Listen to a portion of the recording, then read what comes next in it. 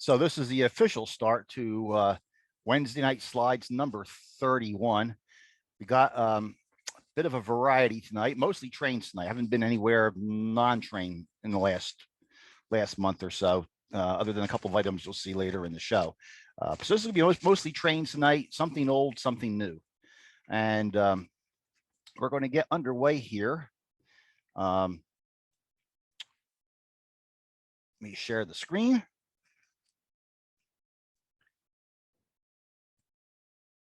Okay, then let me get my chat window called up in case anybody has anything on chat. There we go. And away we go here. We're going to start off with something old. We're going to go back to 2011. The NRHS convention was in Tacoma, Washington that year. And I took advantage of it to check out a couple of what was left of the logging operations up in the Northwest. Unfortunately, both of these logging operations are gone now. We're going to start off in Shelton, Washington, which was the last of the logging railroads in the United States, Simpson Timber. And all their stencils have different things on them. This one here has "Get Her Done" and "Let Her Eat," but all their cars have different sayings stenciled on the on them. Simpson Timber used to have a fairly elaborate logging operation. They're on the Olympic Peninsula in Washington State. By the time 2011 rolled around, they were down to just running a shuttle between a finishing mill and the waterfront. So they weren't a true logging railroad anymore. They weren't actually loading logs from the woods to take to the mill. They had these switchers here, and we guys kind of pulled in one day, and everything's fenced off and gated off. We went to the office building. There was a little buzzer on the door. We buzzed the buzzer and said we'd like to visit the railroad. And within a few minutes, somebody came out and showed us in and gave us the run of the place. We went into the roundhouse where they maintained their locomotives. When the railroad left Shelton, Washington, the mill shut down. The railroad and the facility was donated to the town of Shelton. They kept the right of way. They kept a couple of locomotives. Unfortunately, they declined the roundhouse. Just too much for the town to handle. I did a quick Google's map check before the show tonight. The roundhouse is still there. The turntable is gone, and it appears that the roundhouse has been repurposed for heavy equipment maintenance, backhoes, front end loaders, things like that. We went to the dispatcher's office. Here's the dispatcher with a train coming down from the finishing mill in the background out the window there. And we got an idea of what was going on for the day. And here goes a load of logs up from the waterfront up to the finishing mill.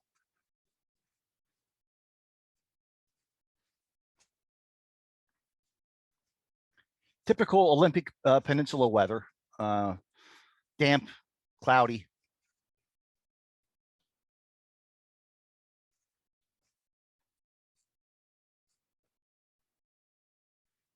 Still a very cool operation.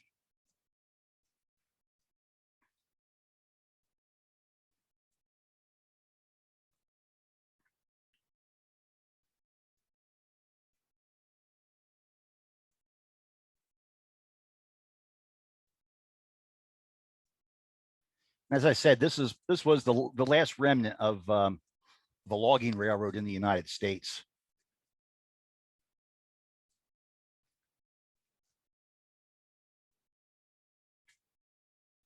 So we chased a couple of trains up and down the hill from Shelton. Here's a train pushing flat cars into the finishing mill.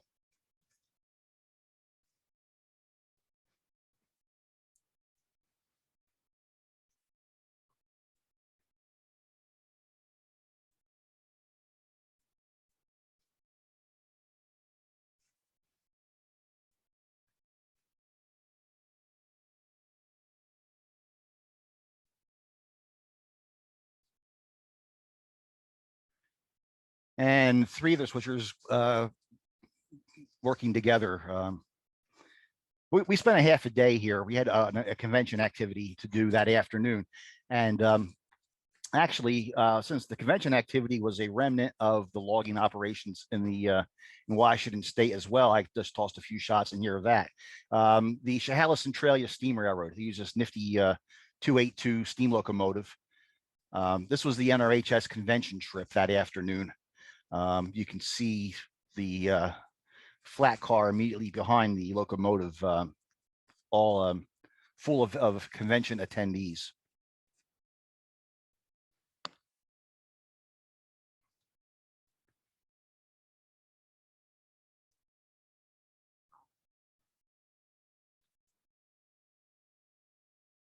That tree there was in a nicely positioned to block all the people, huh? That was kind of intentional. Yeah.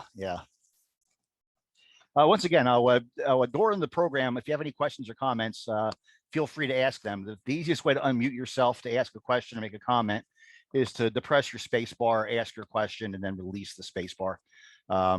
Feel free to jump in with a question or a comment. I got to Milburn, and this is where they did a photo run by.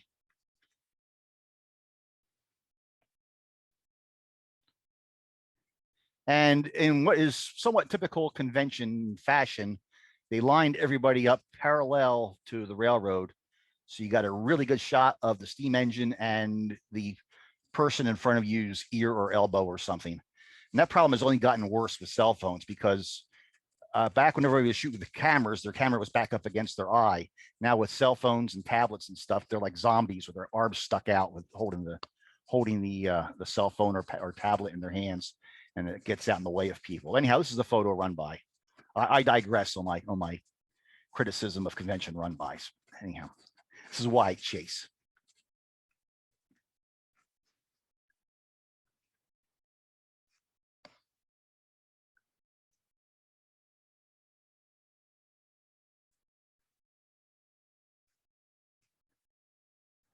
Very scenic line.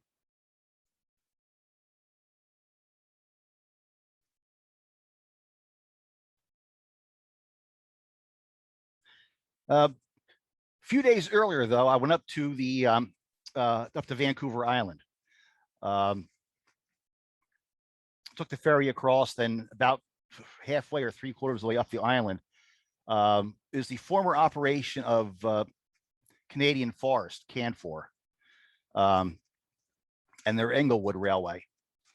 And this was the last true logging railroad in North America.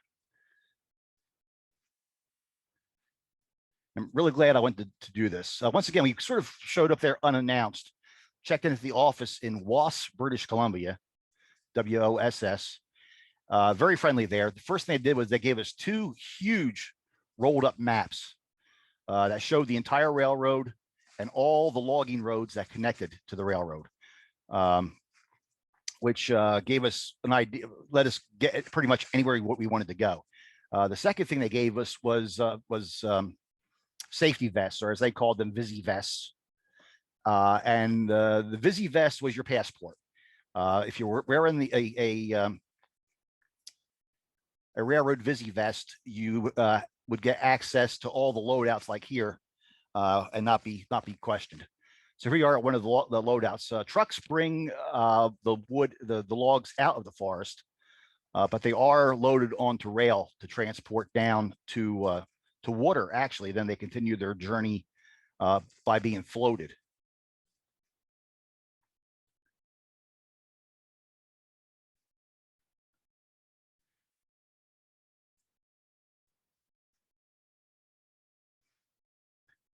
Their switchers have been heavily modified over the years. They seldom throw anything out when they take any kind of machinery apart. They throw it into a pile because in true logging railroad tradition, you never know when you might need something. And if you need it, you just sort of attach it on the locomotive wherever it'll fit. They use these cabooses on most of their trains. Pretty Spartan, but to get the job done.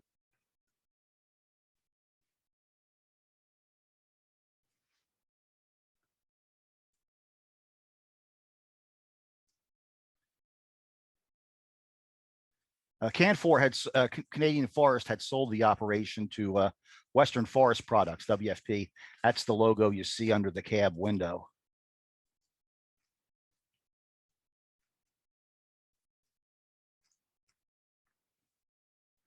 So I think there was 3 or 4 loadouts along the railroad where the trucks would come in and transfer the logs to rail, and then they would haul the logs up to Beaver Cove.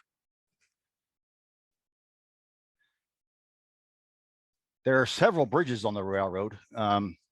This is the one that goes back into Camp A, the loadout at Camp A. A lot of these were timber trestles into the early 2000s, and they were all replaced with steel structures.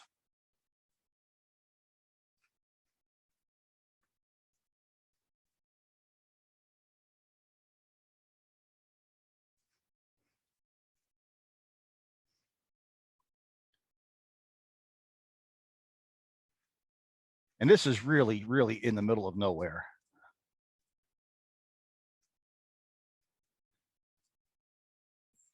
You see on the sign there to the right of the locomotive water tank. I guess there was at one time a tank there for their steam locomotives.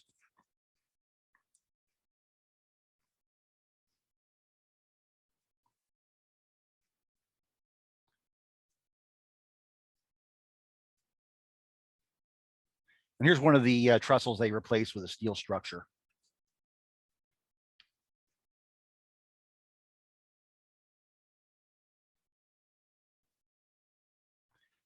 You can see here the trestle is decked. There's not open ties.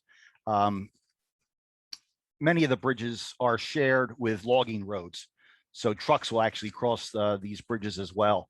The trucks need to call the dispatcher before they enter a bridge to make sure there's no trains in the area.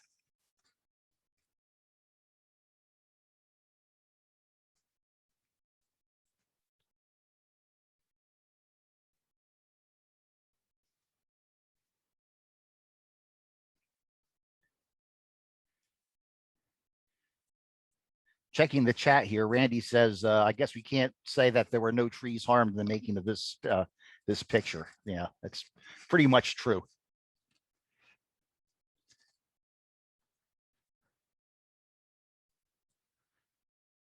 So we were out all day chasing trains around, and we stayed at the one motel in Was overnight. And we got back to Was at about 8 o'clock. And we quickly discovered that all the restaurants, or maybe it was just all the restaurant in Was, closed before 8. The only thing open in Was was a small general store. So dinner on the first night consisted of a cold can of SpaghettiOs and a beer. At Beaver Cove, the logs are dumped into the water for further transport. And they got a little navy that putters around in the bay, getting the logs pushed around and on their way out into the water. Here's logs being dumped into the water for further transport.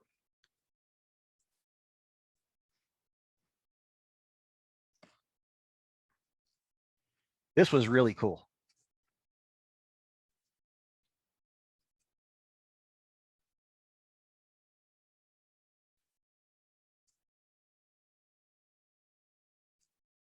A little bit of sun peeking through. And one of the cool things was we spent a second night in Was, then headed back to the mainland on the third day. That third day, the Canucks were in the Stanley Cup final, and Game 7 was that night in Vancouver. And the ferry heading back to the mainland was just loaded with Canucks fans, just loaded. It's a giant party going into Vancouver. And as we approached the mainland, all the Canucks fans gathered up in the front of the ferry where the big opening is to load the cars. And they started singing the Canucks fight song. Like 100 people singing the Canucks fight song.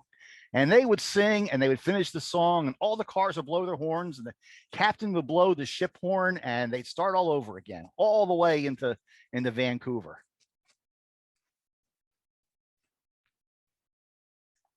Sad to say the Canucks lost that night.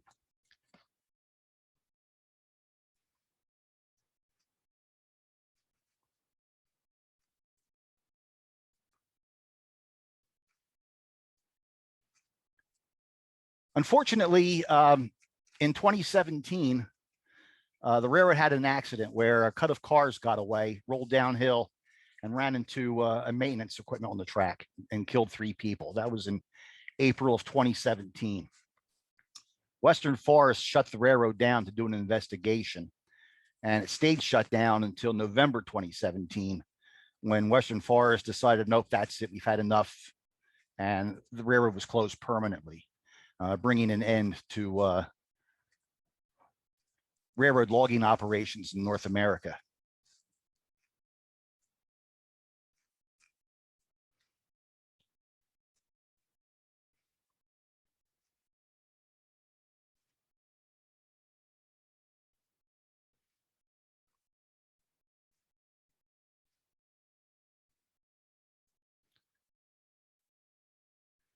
As I said, the railroad and all the employees on the railroad couldn't have been friendlier. They always gave us information. Like I said, they gave us big maps to get around with to start off. We had full access to the railroad and the loadouts.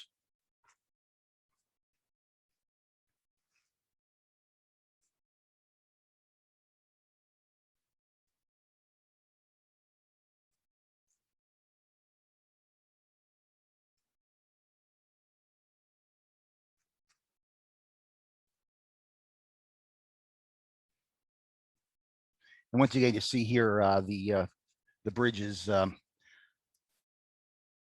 decked over, so trucks can use the bridge as well as trains.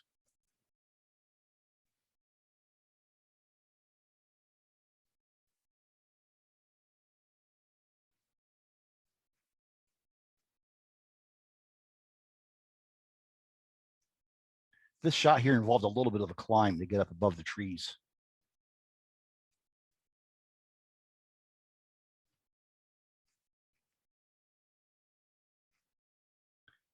This is coming into Beaver Cove. A little bit of rain coming down when we shot this. They do have a couple of steam engines on the property. This is the 112. I believe it's a 282 tank engine. Hard to tell with all the weeds and the rust and stuff. This is one's in Wass and one's in Beaver Cove. I forget which is which.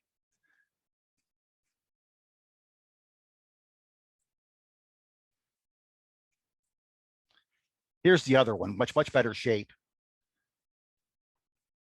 This is probably Beaver Cove. No, it's probably Wass, because we left Wass that morning and took the ferry back.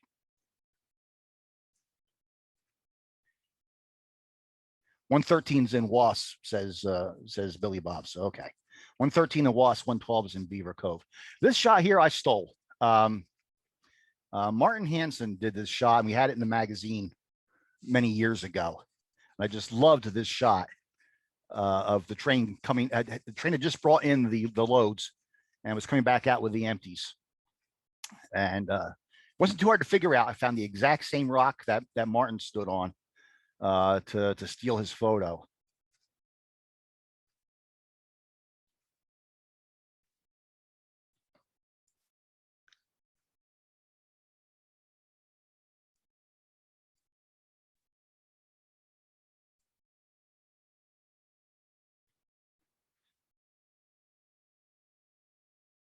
The hard part, of course, is someday I have to go back and figure out where I was for all these shots. I'm famous for not taking notes, and eventually I need to go back and recreate these chases, and see where I was. Unfortunately, because there's not many people up in this neck of the woods, the satellite imagery isn't of the highest quality, and it's all trees. So you're looking at fuzzy green stuff pretty much whenever you look at the satellite view up here.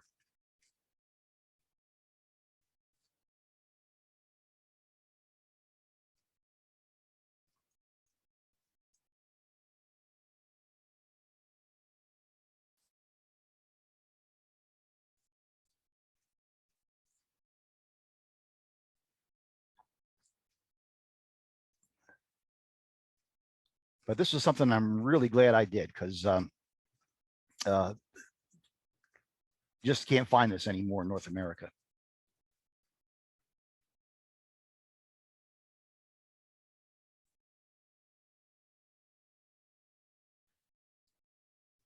So that takes care of the old stuff, some logging stuff. We're going to move on to some current stuff now. Stuff I shot end of July, 1st of August. Went up to New England for an event on the Maine 2-foot gauge railroads at the Wiscasset, Waterville, and Farmington Railway. On the way up, I stopped off in the Boston suburbs at Mattapan to shoot the Mattapan high speed line, which consists of basically a few miles of track that still has PCC streetcars from the 1940s running on it. You'll notice this is a 2-car set. You'll see the second car sort of tucked in back there. One of these cars broke down, so it's being either pushed or pulled back to Mattapan. This is at Capon Street. Most of the line is actually in Milton, Massachusetts. It's right on the edge of Mattapan on one end, right on the edge of Ashmont on the other end, and pretty much largely in Milton in between. And yeah, the reason I was here was I had never done night shots on this line, and because I never had the camera that was capable of doing night shots before, handheld trolleys at night. This is at Mattapan, where their shop is. You see it in the background. The loop is just off to the right there, the station. And this car is heading for Ashmont. Here comes a car from Ashmont into Mattapan. The building on the right is where the operators hang out between trips, and or there might be a dispatcher in there or something, but it's sort of like a little office. And that's a bicycle trail that goes up on the left and up and over the bridge.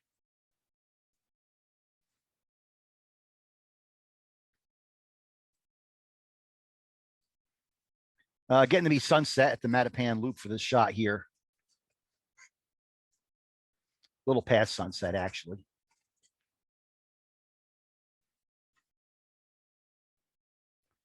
This is the Capon Street station. Little shelters.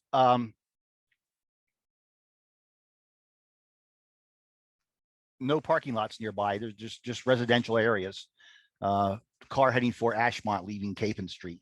I like the MBTA's T-ball logo there up on the pole.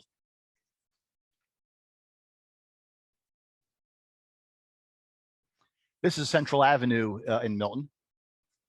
Car coming out from Ashmont.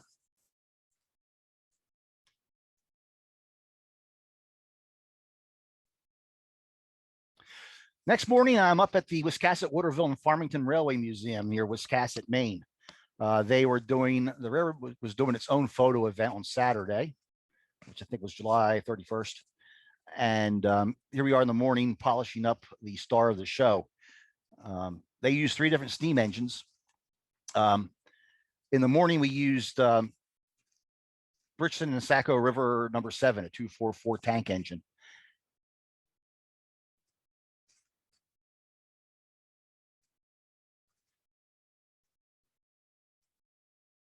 This locomotive normally resides at the Maine Narrow Gauge Museum in Portland, but it was on loan. Actually, those 2 museums, the Maine Narrow Gauge Museum, the Wiscasset, Waterville, and Farmington, a real close relationship.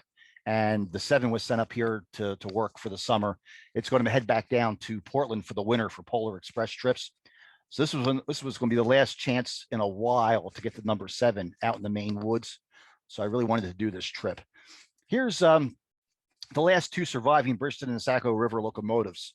Number 7 backing out in the on the right, and then in the foreground here is its sister, number 8. They did announce that number 8 was going to undergo a restoration over the next several years. So there are only 5 surviving Maine narrow gauge steam locomotives, and 3 of them are currently running, and all 3 were fired up on this day here. And the other 2 are going to be restored. So this is time for a little flashback here. Here we have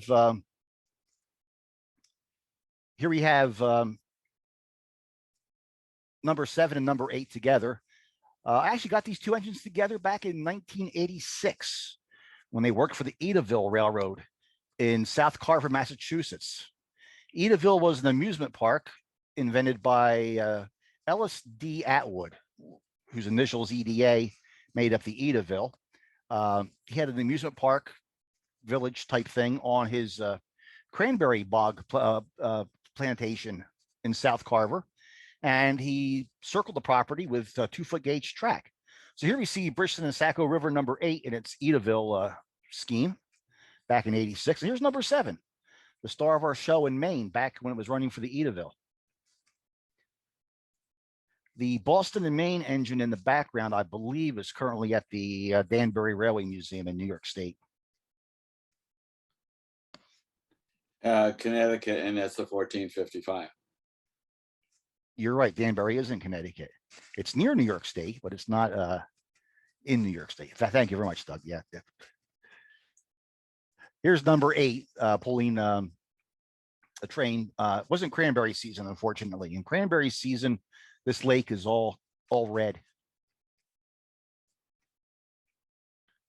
And here's the 7 and the 8 double-headed. They're actually doing a photo run by for the NRHS convention that was based in Boston that year. And there's our photo line for the run by.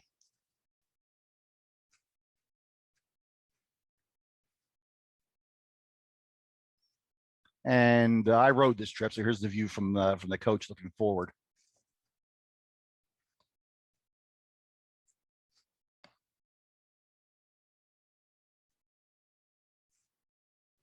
Getting back to the current stuff, here's number 7 again in its current configuration, restored back to Bristol and Saco River.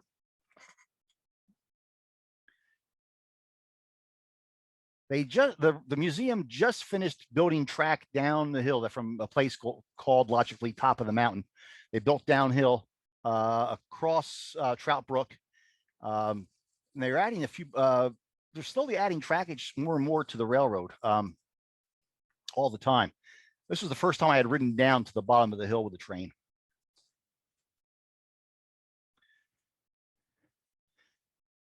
The railroad just built this, they didn't build it, they restored this truss bridge, enclosed truss bridge over Trout Brook. It's not original to the railroad. It was actually a former standard gauge bridge located in Gorham, New Hampshire, that needed to be replaced. And they offered the old bridge to the museum, and they accepted it and moved it and put it on the narrow gauge line. Interestingly enough, there has not been a passenger train across this bridge yet. One of the railroad groups in New England ran a chartered passenger train over this bridge when it was in Gorham. And that's, it might be the Mass Bay RRE, I'm not sure. But the same group has put a lot of money, donated a lot of money to the rebuilding of the bridge. And they have been promised the first trip across the bridge once the pandemic ends and they can start running passenger trains on a regular schedule. So we detrained on this end of the bridge. We walked across the previous shot, but so far no revenue passengers have crossed this bridge.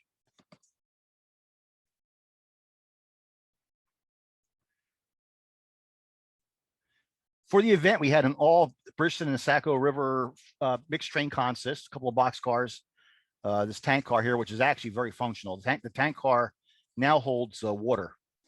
So you don't need to run back to Wiscasset to take on water. You can, they have a generator that can pump water from the tank car into the locomotive tender out in the field.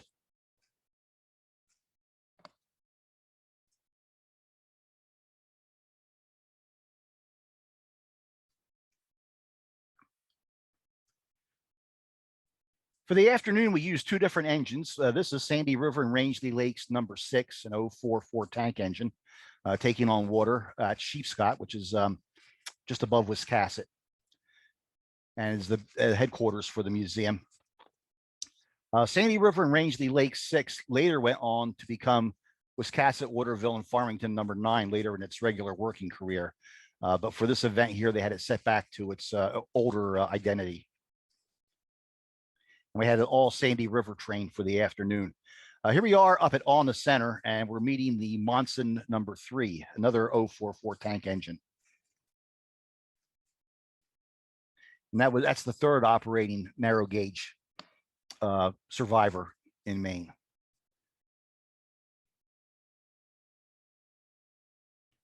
And we had different props. This is the On the Center depot. Stuart Ryan is out there with his truck.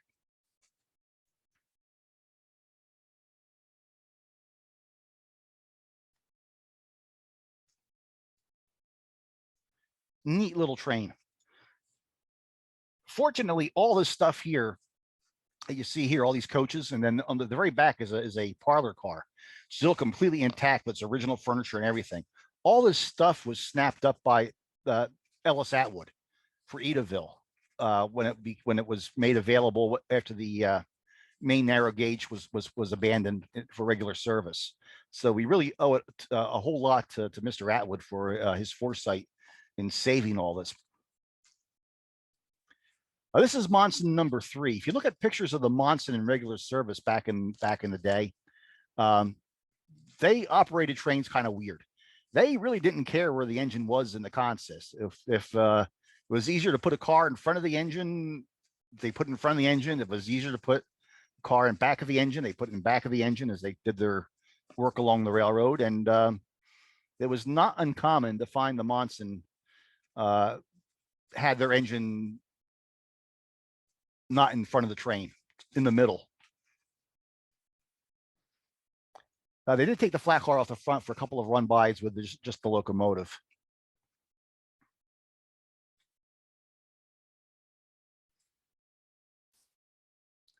My attempt at a pan shot of an engine going 3 miles an hour.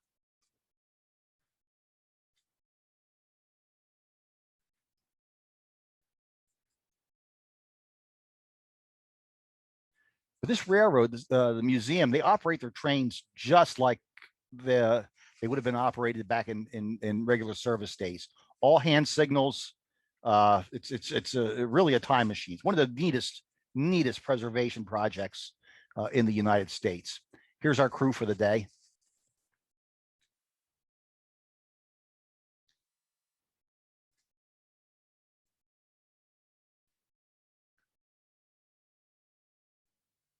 My attempt at a pan zoom, where I was actually zooming out on the camera at close to the same speed the train appeared in the viewfinder to get try to keep the engine sharp and the background blurred. And another pan shot.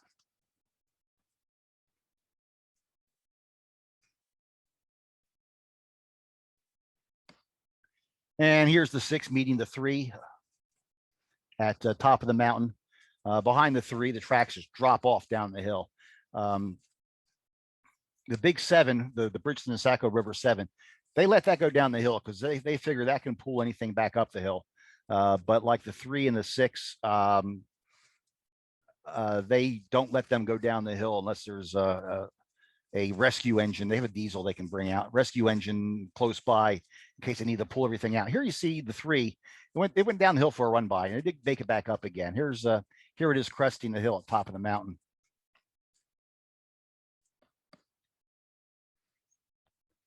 The Monson, once again, the Monson didn't see any reason for a headlight. The number 3 originally had a big oil headlight on the front of it.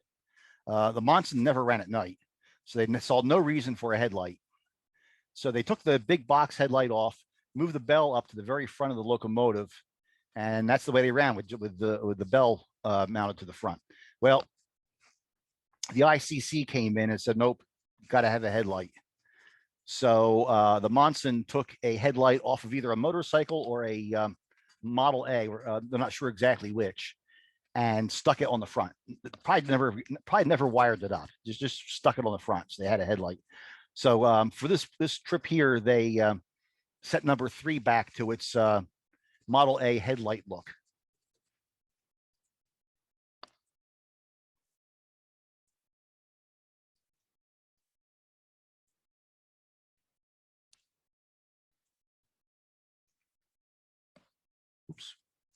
That was not intentional.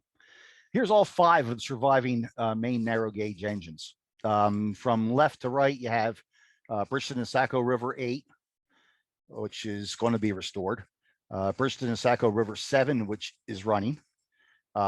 Sandy River and Rangeley Lake 6, also known as Wiscasset, Waterville, and Farmington 9, which is restored. Monson number 4, which will be restored, and then Monson number 3, which currently runs. 4 of the 5, all but the 6, went to Edaville, and now all those 4 are all owned by the Maine Narrow Gauge Museum down in Portland, which has no room. So they send a lot of their equipment up to Wiscasset for storage and operation. That evening, we finished at about 6 o'clock, so I had a little time to kill. So that evening, I went out and went over to Yarmouth Junction, just west of Freeport, and got one of the Amtrak Downeasters that run between Boston and Portland, and then on up to Brunswick, Maine. Got them crossing over the Diamond at Yarmouth Junction. He's on ex-Maine Central trackage. The trackage I'm standing on is ex-Grand Trunk.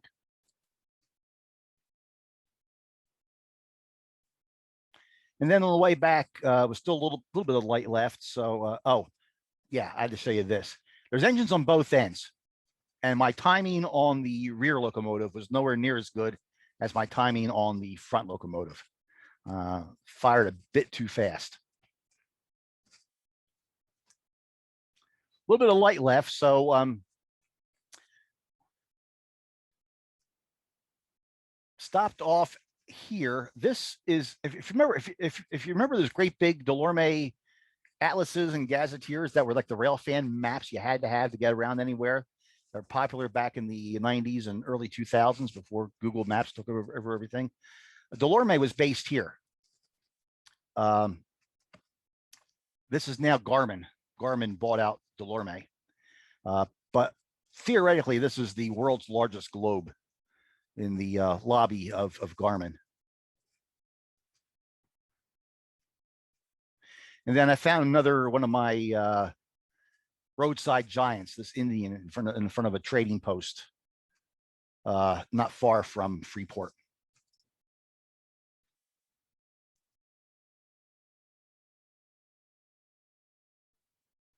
I believe that's a lifting hook up on top of his war bonnet there.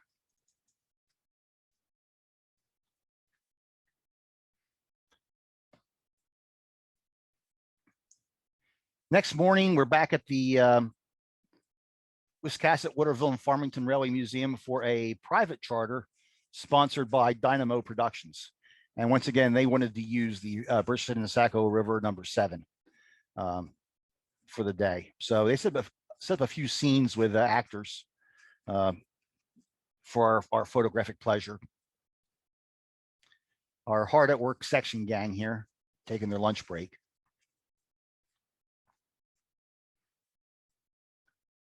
You don't mess with a guy eating lunch.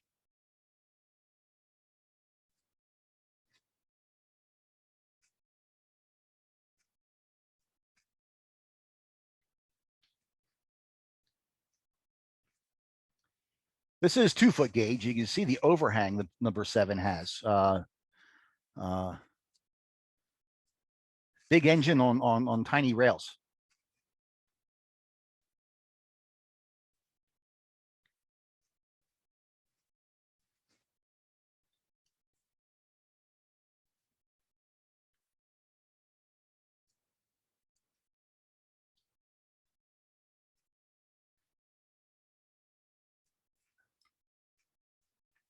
Out on the Cumbers and Toltec Scenic Railroad in New Mexico, in Colorado, on the border.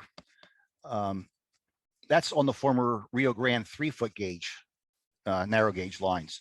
And there's a famous location where a guy named Fred Jukes used to shoot all the time. And the location featured this one tall tree known as the Jukes tree. So this is the New England version of the Jukes tree, with a 2-foot gauge train going by it.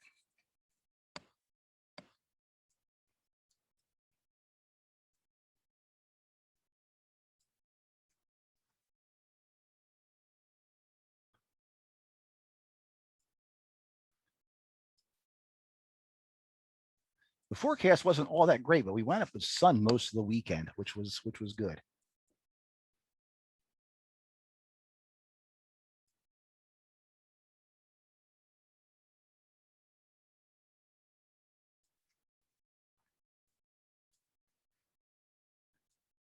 Back in the day, the narrow gauge, in all likelihood, would have run with the headlight off during the daytime. So for some of the run-bys, we did a more historically accurate run-by with the headlight turned off.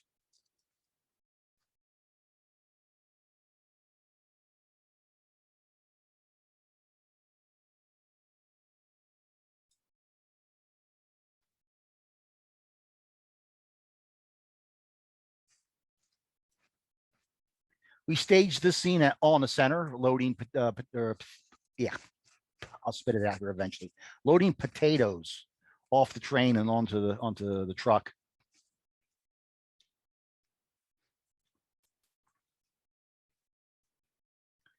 And then here's our potato truck stopped at the crossing as the 7 goes by.